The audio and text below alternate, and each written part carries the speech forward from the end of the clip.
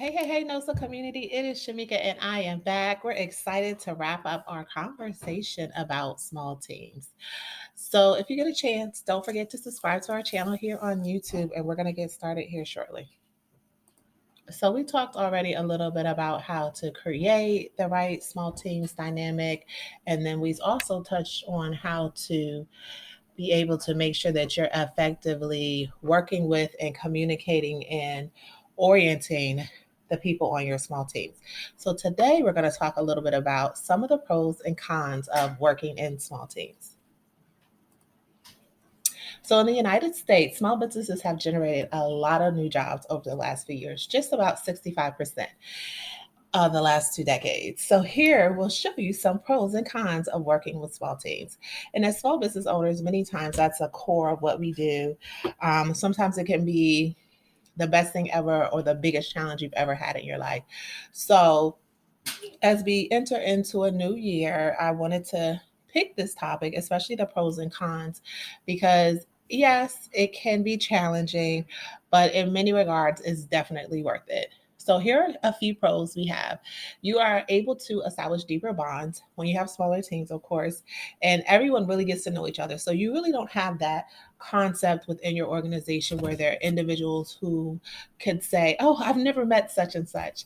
In a small team, you've definitely met, communicated, interacted with, had conversations with, and in some instances, probably gone out to lunch or coffee with an individual in a small team setting, which really creates a great sense of belonging. Small teams work better also because there is less bureaucracy. So, a little caveat into what I had mentioned earlier is that there's not so many layers. So, in small teams, you don't have 5 or 6 people to get to the CEO or the director of operations. You may not have multiple layers to kind of get address any concerns or issues that you may have, especially if you have staff that's out in the field. So you can really get hands on access to people as well as hands on solutions to problems. So, of course, in that way, some things can be discussed and approved more easily.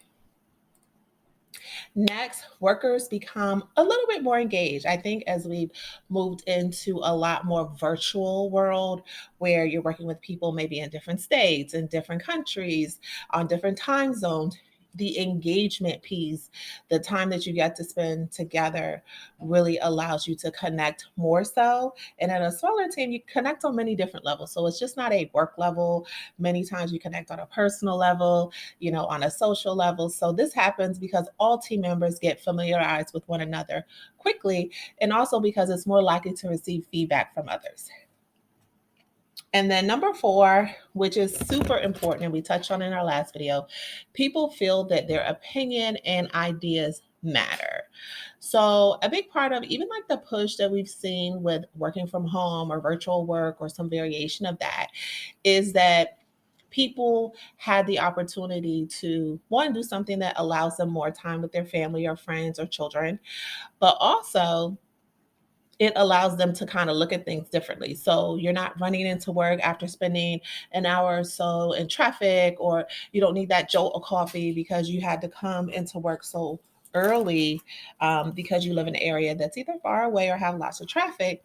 So this is something that might be lost in a lot of your larger teams. So people effort tend to not be taken into account. So like I mentioned, when you talk about the different layers in big corporations, is that the acknowledgement isn't always there. You aren't in a position or don't feel comfortable to share your opinions or ideas. So there's kind of those layers that it has to go through for approval. So you don't kind of see hands on as much the impact that what you bring to the table has on the organization. And number five, which I really, really appreciate this one. I think all of you guys who are small business owners would as well. Communication is more effective. So, um, when you reduce the group, because there's only a few people engaging in the communication, and this is typically the case. I wouldn't say this necessarily 100% of the time, but your communication is easier in a group of under 10 than 10 to 20 or 50 or 60 or over 100 people. It makes the communication, I think, a little bit more thoughtful because you know the person a little bit more. So you kind of understand their style. Maybe there's somebody who likes to communicate in writing or wants to jump on a call or a Zoom session. So you're more in tune with the needs of not only your coworker, your supervisor, and all the people that you're working with in the organization.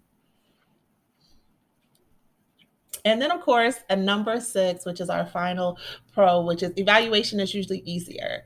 So I think supervisors usually have to check fewer activities, but this is useful to take into account the details. So, as a supervisor myself, working in a smaller team, meaning under 10 people, you're able to catch problems and correct them more easily than if there were 15 people that I had to supervise or that you guys may have to supervise.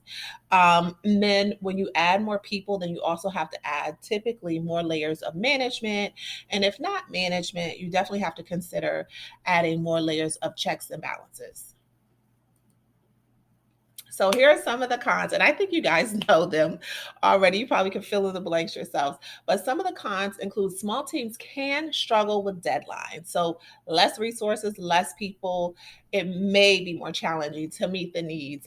We've had nurses who have had needs for like 15 or 20 or 30 um, nurses or CNAs or healthcare professionals. That's a hard field if you don't have that large of an infrastructure. So sometimes there are a lot of activities that you have to accomplish.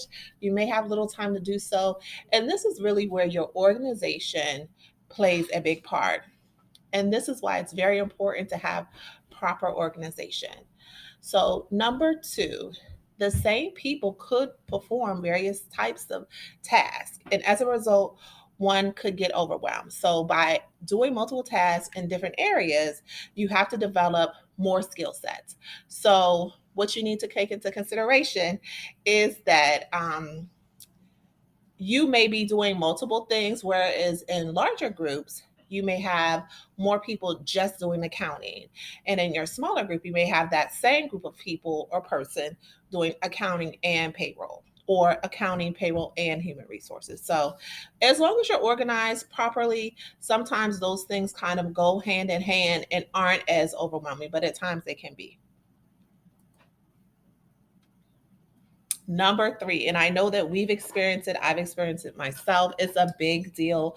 And it's probably the most impactful thing that I've seen in our industry is losing one team member can dangerously um, create confusion in your organization. It can definitely put you at risk as far as finding a replacement. So it's really crucial to make sure that you're aware of all the aspects of not only the job of the person that you're replacing, but everyone in the organization.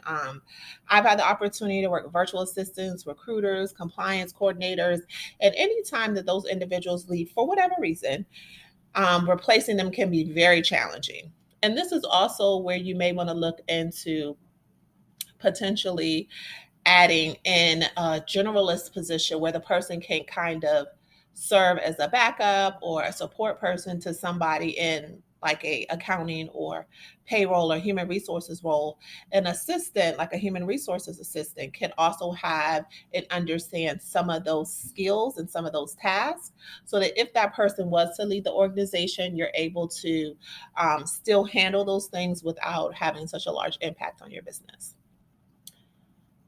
And there is also a high risk to underestimating people's effort. So, something that might happen when one gets used to working with a small, efficient team, um, they might get comfortable. And I think we see this in both elements, small and big or medium size. But you want to make sure that one, they're appreciated, but you also want to make sure that they're continuing to understand their contribution to the organization. So, sometimes in small teams, especially if you have a lot of projects or a great example would be during COVID, where everything is out of control, that you're always showing your appreciation for the people that stay late, do overtime, come in early, work from home, work on the weekends, work on holidays, because our business is 24/7. And that you're taking out the moment to kind of acknowledge them, support them, and appreciate them.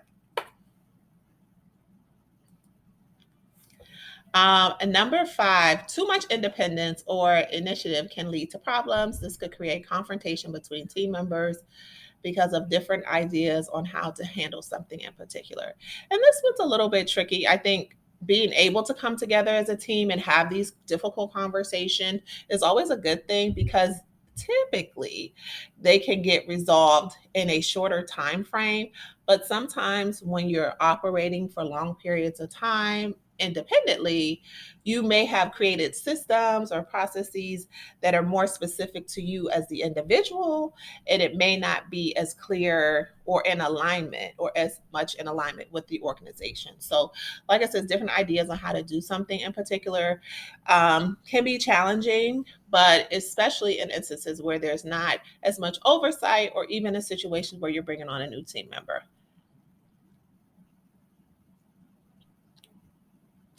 Number six, and this is really true, if members of your team don't get along, it's more noticeable.